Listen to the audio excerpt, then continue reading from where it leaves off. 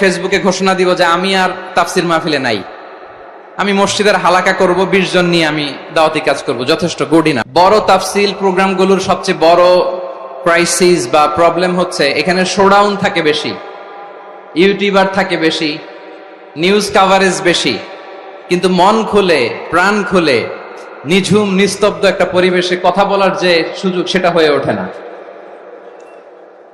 কিন্তু আমরা একটু কষ্ট করলে, একটু স্যাক্রিফাইস করলে এটা সম্ভব। আমি শুরুতে হাত জোর করে আল্লাহর ওয়াস্তে আপনাদেরকে চুপ থাকতে বলেছি। কোনো ভলান্টিয়ার্স আপনাকে বলবে না, একজন আরেকজনকে বলবে না, একে অন্যকে বলার দরকার নাই, থামো সরো, জায়গা নাই, কিছু বলার দরকার নাই, শুধু চুপ থাকতে হবে মেহেরবানি করে কয়েকটা মিনিট।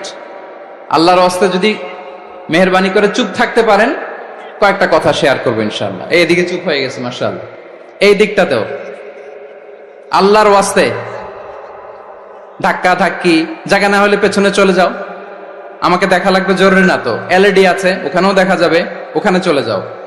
ধাক্কা ধাক্কি করে ঘেমে ঘরমাক্ত হয়ে কি একটা কঠিন অবস্থা।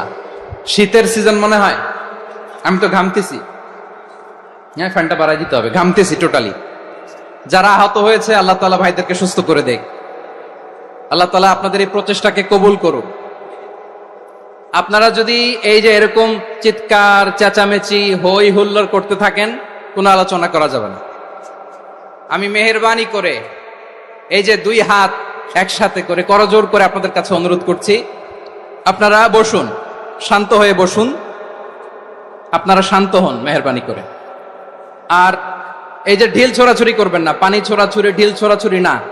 যারা বসতে পারেন নাই দাঁড়িয়ে থাকেন থাকেন। আজকে আমরা সবাই দায়িত্বশীল, আজকে সবাই দায়িত্বশীল। এই যে ইউটিউবার ভাই, এই যে এলইডি ভাই বসে যান, ঠিক আছে, থ্যাংক ইউ, বসে যান। শ্রোতাদের সাথে কোনো কথা বলা যাবে না, আমার সাথে কথা, বসে যান।